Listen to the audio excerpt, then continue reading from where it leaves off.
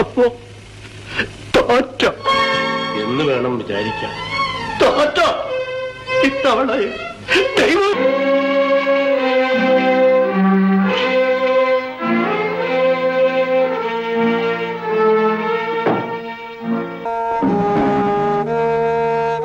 എന്നിട്ടും ചോര വീഴ്ത്തണം. വേണ്ടാന്ന് വിചാരിച്ചാലും അവിടെ എത്തുമ്പോ ഒക്കെ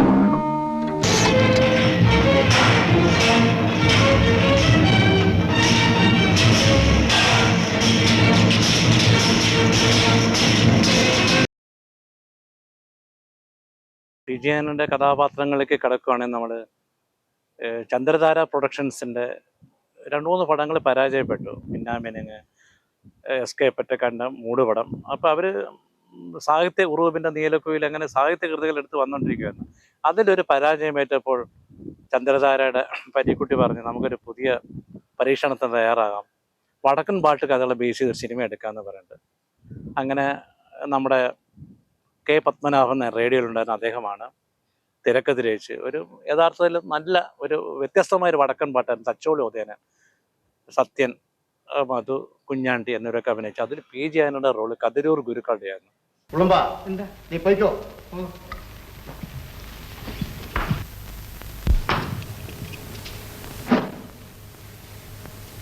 രമൻകിടാവേ, കടത്തനാട്ടുകാരനായ പയ്യനാടൻ ചിണ്ടൻ നമ്പ്യാരെന്താ കതിരൂർ കളരിയിൽ? ഓണപ്പുടക വെച്ച് ഇന്നു മുതൽ അവിടുത്തെ ശിഷ്യനാകാൻ വന്നതാണ്. എന്റെ ശിഷ്യത്വം പയ്യനാടന് വേണമെങ്കിൽ ഗുരുവിനോട് കൂറ് കാണിക്കുമെന്ന് കളരി ദേവതയെ പിടിച്ച് സത്യം ചെയ്യണം. സത്യം ചെയ്യാം. അത് മാത്രം പോരാ, എന്നും കതിരൂരിന്റെ ഭാഗത്തായിരിക്കുമെന്നും. ഒരു കടത്തനാട്ടുകാരനത് സാധ്യം. എന്നാൽ കടത്തനാട്ടേക്ക് പോയിക്കൊള്ളൂ. ഞാൻ പഠിപ്പിച്ച അടവുകൾ ഒരിക്കലും ഗുരുക്കൾ അങ്ങനെ പറയരുത്.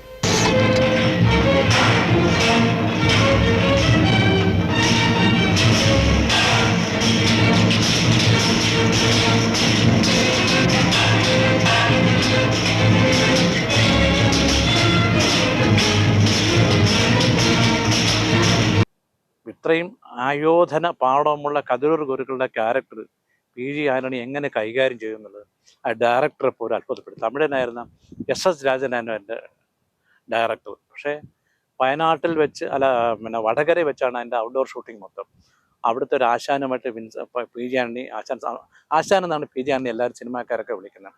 അത് എല്ലാത്തിൻ്റെ ആശാനാണ്. അതുകൊണ്ട് തന്നെ മാസ്റ്റർ എന്ന പദവി പോലെ തന്നെ ആശാൻ എന്ന പദവി അദ്ദേഹം ചോദിച്ച് മനസ്സിലാക്കുകയും ആ ഗുരുക്കൾ പോലും പറഞ്ഞു ഇതെങ്ങനെ ഒരു ഗുരുവായിട്ട് പരകായ പ്രവേശനം ചെയ്തെന്നു. അദ്ദേഹത്തിൻ്റെ സിനിമാക്കാരിൽ ഏറ്റവും വ്യത്യസ്തമായ ഒരു കറക്ടറായിരുന്നു കതിരൂർ ഗുരുക്കൾ. അങ്ങനെ ഏറ്റവും അപ്രാപ്യമെന്ന് തോന്നിയ ക്യാരക്ടറിനെ പോലും സ്വകീയമാക്കുകയും തന്നിലൂടെ ഒരു പുതിയ മാനം നൽകുകയും ചെയ്യാൻ പി ജി ആന്റണിക്ക് ഒരു പ്രത്യേക കഴിവുണ്ടായിരുന്നു. വിൻസെൻ്റ് മാസ്റ്ററും ഭാസ്കരൻ മാസ്റ്ററും എന്ന് വേണ്ട എല്ലാ നല്ല ഡയറക്ടേഴ്സ് അദ്ദേഹത്തെ വിളിച്ചിരുന്നു. കാരണം അദ്ദേഹത്തിന് വിളിച്ചാൽ ആ കഥാപാത്രം അദ്ദേഹത്തിൻ്റെ കൈകളിൽ ഭദ്രമാവുമെന്നറിയാം.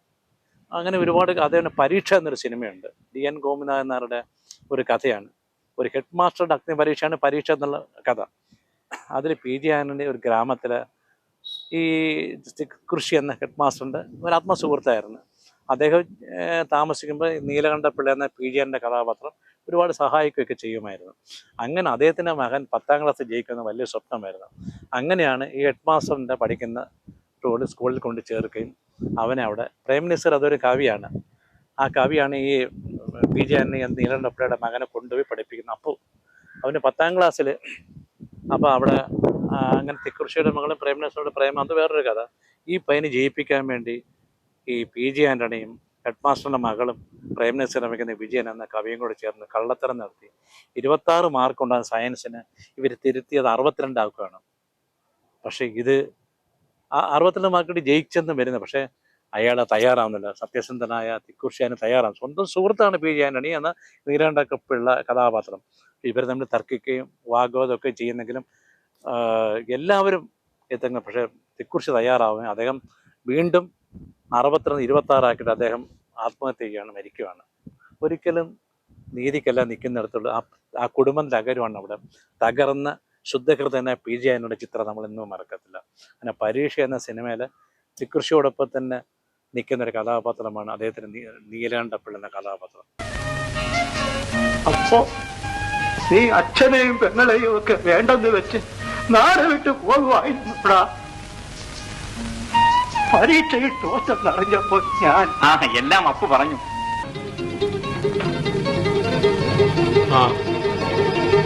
വിജയന്റെ അമ്മയെ കാണാം.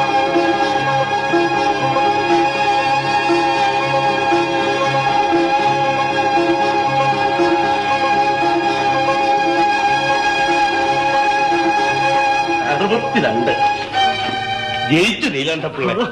ജയിച്ചോ സാറേ? എന്റെ കുടുംബം രക്ഷപ്പെട്ടു സാറേ. അപ്പോ തോറ്റോ എന്ന് വേണം വിചാരിക്കാൻ. തോറ്റോ ഇത്തവണ? ദൈവമേ, ഇരിക്കണം നീലാണ്ടപ്പിള്ള. അതേ കണക്കാണ് എല്ലാ കഥാപാത്രങ്ങളും. തറവാട്ടമ്മയിലാണെങ്കിൽ ശരി തന്നെ അദ്ദേഹത്തിൻ്റെ ഓരോ അന്വേഷിച്ച് കണ്ടെത്തിയില്ല. പാറപ്പുറത്തിൻ്റെ അത് ഭാസ്കര മാസ്റ്റർ ചെയ്തൊരു സിനിമയാണ്. അതിൽ നിർധനനായ ഒരു ഗ്രാമീണ തൻ്റെ 2 പെൺമക്കളും കൂടാതെ ഒരു മകളെ കൂടി എടുത്ത് വളർത്തി പഠിപ്പിക്കുന്നു. ആ മകളെ പഠിപ്പിച്ച് നേഴ്സാക്കുകയും അവൾക്ക് പറ്റുന്ന വിഷമങ്ങൾ നിരന്തരം ഹൃദയം പൊട്ടി വിലപിക്കുന്ന ഒരു കഥാപാത്രമാണ്. അതൊക്കെയാണ് പ്രിയമുള്ള സോഫയിലെ കഥാപാത്രം വിൻസെൻ്റ് മാസ്റ്റർ. എല്ലാ കഥാപാത്രങ്ങളും അദ്ദേഹം സ്വീകരിക്കുന്ന ഒരു പ്രത്യേക രീതിയിലാണ്. അദ്ദേഹത്തിൻ്റെ അതാണ് ഏറ്റവും നമ്മൾ പറയാൻ വന്ന നമ്മൾ ആദ്യം പറഞ്ഞ നിർമ്മാല്യത്തെ വെളിച്ചപ്പാട്. ഇനി MD ഒരു സിനിമ അദ്ദേഹത്തിൻ്റെ രീതി അനുസരിച്ച് സംവിധാനം ചെയ്യണം തീരുമാനിച്ചപ്പോൾ അദ്ദേഹം തന്നെ നിർമ്മാണത്തിലുള്ള തുക കണ്ടെത്തുകയാണ് ചെയ്തത്. അത് നമ്മുടെ നടൻ സുകുമാരൻ്റെ ഒരു ബന്ധുവാണ്, അമ്മാവനാണ് അദ്ദേഹത്തിനെ സഹായിച്ചത്. അതുകൊണ്ട് സുകുമാരനും ആദ്യമായിട്ടൊരു വേഷം നിർമ്മാല്യത്തിൽ കൊടുത്തു. ആ സിനിമയിലെ വെളിച്ചപ്പാടിനെ അവതരിപ്പിക്കാൻ ഒരു നടനെ തിരക്കി ആദ്യം ചെന്ന് ശങ്കരാടിയോടാണ്. ശങ്കരാടി MDക്ക് വളരെ അടുത്ത സുഹൃത്താണ്. അപ്പോൾ സ്ക്രിപ്റ്റ് വായിച്ചപ്പോൾ ശങ്കരാടി പറഞ്ഞില്ല.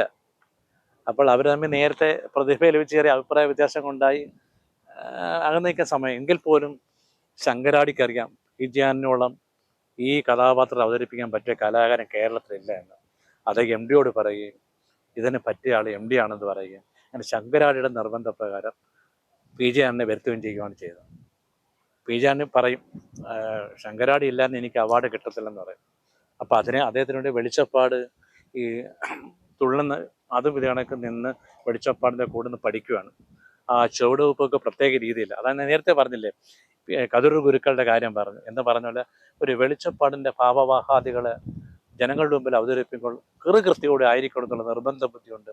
വെളിച്ചപ്പാടിന് ചുവടുകൾ നിർത്തി പഠിക്കുകയും അത് കാലിക്കറ്റ് 2-3 ദിവസത്തിന് അതിന് കാല് പഴുത്ത് വ്രണം വന്ന് മുറുകയും ചെയ്ത സന്ദർഭങ്ങളുണ്ടായിട്ടുണ്ട്. പക്ഷേ ഒരു നടന്ന നിലയിൽ ഒരു വിട്ടുവീഴ്ചയില്ലാൻ പറ്റില്ലാത്ത രീതിയിൽ അദ്ദേഹം അത് ഉൾക്കൊണ്ട് അങ്ങനെ ആ ക്യാരക്ടർ MDയും പറഞ്ഞു ഇത്രയും നല്ലവർ അവതരിപ്പിക്കാൻ വേറെ ആർക്കും പറ്റത്തില്ല. ഈ നിർമ്മാല്യം എന്ന സിനിമയിൽ ഒരു ഹൈലൈറ്റ് തന്നെയായിരുന്നു MDയുടെ അവസാനത്തെ സീൻ. തന്നെ സംരക്ഷിക്കാത്ത താൻ തുറന്നോളം പാടി പുകഴ്ത്തിക്കൊണ്ടാണ് താൻ ആർക്ക് വേണ്ടി തുള്ളിയോ ആരുടെ പ്രതിനിധിയാണ് നിന്നോ ആ ദേവി പോലെ തന്നെ സംരക്ഷിക്കാതെ വരുമ്പം ആ മുഖത്തേക്ക് ദേവിയുടെ വിഗ്രഹത്തിൽ കാർക്ക് ചുപ്പത്തുന്ന ആ മനസ്സ് യഥാർത്ഥ പി. ജെ ആന്റണിയുടെ മനം തന്നെ ആയിരുന്നോ MD എഴുതിയെന്ന് പോലും നമുക്ക് സംശയിക്കപ്പെടാം.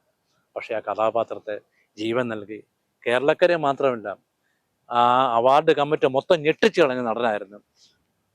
ലോക രാജ്യങ്ങളിലുള്ള എല്ലാ നടന്മാരും കിടപിടിക്കത്ത അഭിനയമാണെന്നാണ് ജൂറി വിലയിരുത്തിയത്. അങ്ങനെ മലയാളത്തിന് ആദ്യമായിട്ട് ഭാരത അവാർഡ് നേടുന്ന നടനാണ്. പക്ഷേ 1000 പറ പാട്ടം കിട്ടണ ഭൂമിയായിരുന്നു ഭാഗിക്കുമ്പോ.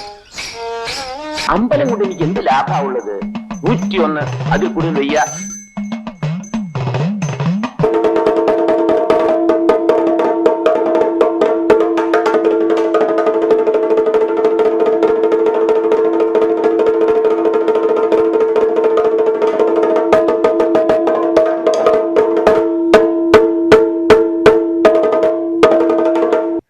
അതിൻ്റെ പേരിൽ അദ്ദേഹം ഒരിക്കലും അഹങ്കരിച്ചില്ല. അദ്ദേഹത്തിന് ഒരു ഇന്ന സൗകര്യങ്ങൾ വേണമെന്ന് ഒരിക്കലും. അതേപോലെ ഞാനൊരു അഭിനയ തൊഴിലാളിയാണ്. ഈ അഭിനയത്തിൻ്റെ പേരിൽ പൊങ്ങച്ചം കാണിക്കുന്ന താരങ്ങളോട് അദ്ദേഹം പുച്ഛിച്ചു തള്ളുമായിരുന്നു. അതിനെതിരെ അദ്ദേഹം രചനകൾ നടത്തിയിട്ടുണ്ട്. ഈ നടന്മാർ കാണുന്ന കോപ്രായങ്ങൾ അദ്ദേഹം പുച്ഛിച്ചള്ളി. എന്തിനാണ് നിങ്ങളിങ്ങനെ നാട്യങ്ങൾ നടന്മാർ പുറകെ പോകുന്നത്? ഇത് ശില്പികളെ ബഹുമാനിക്കുക.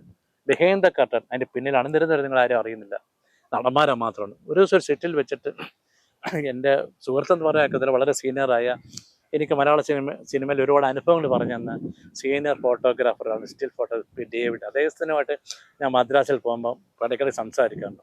അപ്പോൾ ഞങ്ങളിങ്ങനെ ആന്റണി ആശാന് ഡേവിഡ് സാറിന് ഭയങ്കര ഇഷ്ടമാണ്. കാരണം അദ്ദേഹം വന്ന കാലഘട്ടങ്ങളിൽ അദ്ദേഹമായിട്ട് വളരെ സഹപ്രവർത്തനം. ഈ സ്റ്റിൽ ഫോട്ടോഗ്രാഫർമാരെന്നല്ല, മറ്റ് പല ആൾക്കാർ മേൽക്കോയ്മുണ്ട് സിനിമയിൽ, ഡയറക്ടേഴ്സ്, മെയിൻ നടന്മാർ. ഇവരാരുമായിട്ട് സാധാരണക്കാരോട് സംസാരിക്കത്തില്ല. ഭക്ഷണത്തെ കാര്യത്തിലും വ്യത്യസ്തമാണ്. ഇറച്ചി പോലുള്ള സാധനങ്ങളൊക്കെ മെയിൻ നടന്മാർക്ക് മാത്രം, മറ്റുള്ളവർക്ക് തൊട്ടലോ എന്ന് പറയും, എല്ലാം കൂടി ചേർത്തൊരു പൊതി ആയിരിക്കും കൊടുക്കുന്നത്. പക്ഷെ മലയാള സിനിമയിൽ കുറേ വർഷങ്ങളോളം അങ്ങനെ നിലനിന്നുണ്ടല്ലോ. അങ്ങനെ ഇരിക്കുമ്പോൾ ഒരു സിനിമയുടെ സെറ്റിൽ വെച്ചിട്ട് എല്ലാവരും ഉച്ച സമയത്ത് ഭക്ഷണം കഴിക്കുവാണ്. ഭക്ഷണം കഴിച്ചപ്പോഴത്തേക്ക് സ്റ്റിൽ ഫോട്ടോഗ്രാഫി ഡേവിഡ് അദ്ദേഹം മാറിയതുകൊണ്ട് ഇങ്ങനെ കയ്യിൽ പൊതി വെച്ചിങ്ങനെ കഴിക്കുക. അപ്പം PG ആന്റണിയുടെ കയ്യിൽ മട്ടൺ ഫ്രൈ കൊണ്ട് വെച്ച് കൊടുത്തു. അദ്ദേഹം പൊതുവെ മട്ടൺ ഫ്രൈ. അപ്പം ഡേവിഡിന് അവിടെ ഇങ്ങോട്ട് വരാൻ പറഞ്ഞു. ഇല്ല സാർ, ഞാൻ ഇവിടെ നിന്നുകൊണ്ട് കഴിച്ചോളാം. ഇല്ല വാ, ഇല്ല ആശാൻ, ഞാൻ ഇവിടെ നിന്ന് കഴിച്ചോളാം പറഞ്ഞ് അടുത്തില്ല. ചെന്ന് നോക്കുമ്പോൾ ഒന്നും അതിനകത്ത് ഇറച്ചിയില്ല, മീനും ഇല്ല. അതെന്താ ഡേവിഡിന് ഇറച്ചി മീനും ഒന്നും കഴിക്കത്തില്ലേ? ഇല്ല കഴിക്കും, നമ്മുടെ സ്ഥിരം ഇതൊക്കെ ഉള്ളത്. ആര് പറഞ്ഞു? നിങ്ങൾ 24 മണിക്കൂർ നിന്ന് വരക്കുന്ന ഒരു ഫോട്ടോഗ്രാഫറാണ്. നിങ്ങളുടെ സ്റ്റില്ല് കണ്ടിട്ടാണ് വിതരണക്കാരൻ പടം എടുക്കുന്നത്. അപ്പം നിങ്ങൾ ചെയ്യുന്ന പ്രവൃത്തി നിങ്ങൾക്ക് വിലയില്ലായിരിക്കും. ഞാൻ വിളിക്കാമെന്ന് പറഞ്ഞിട്ട് പ്രൊഡക്ഷൻ മാനേജർ വിളിച്ചു.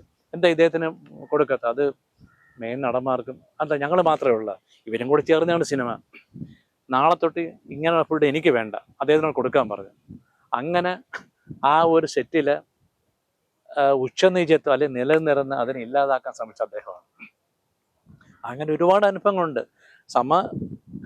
കൂടെ വർക്ക് ചെയ്യുന്നവരെ ഒരേപോലെ സ്നേഹിക്കുകയൊക്കെ ചെയ്യുന്നൊരു ആളാണ്.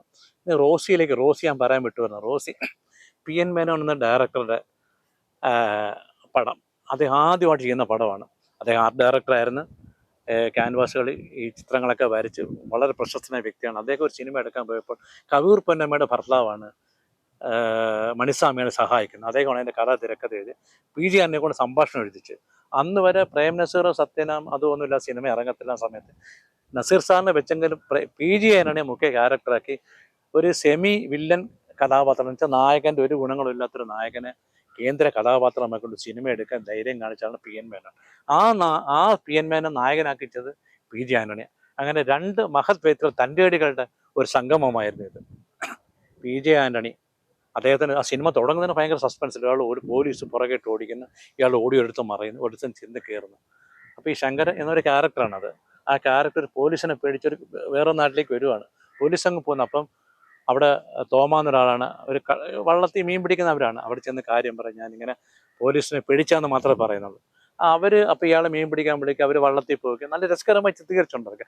അതിലെ പാട്ടാണ് അല്ലിയാമ്പൽ കടവില നരയ്ക്ക് വെള്ളം.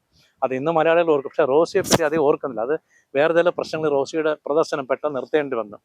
അത് മലയാളത്തിലെ ഒരു പ്രധാന നടൻ എന്തോ ചില പ്രേസിൻ്റെ പേര് കേസ് കൊടുക്കുക, എൻ്റെ പ്രദർശനം നിർത്തിവെക്കുകയും ചെയ്തു. വൃന്ദാവൻ പിക്ചേഴ്സിൻ്റെ പേരിൽ MK മണിസ്വാമി നിർത്തിയ റോസിയിലാണ് PG ആന്റണിയുടെ നല്ലൊരു വേഷമാണ്. അങ്ങനെ ഈ കഥാപാത്രം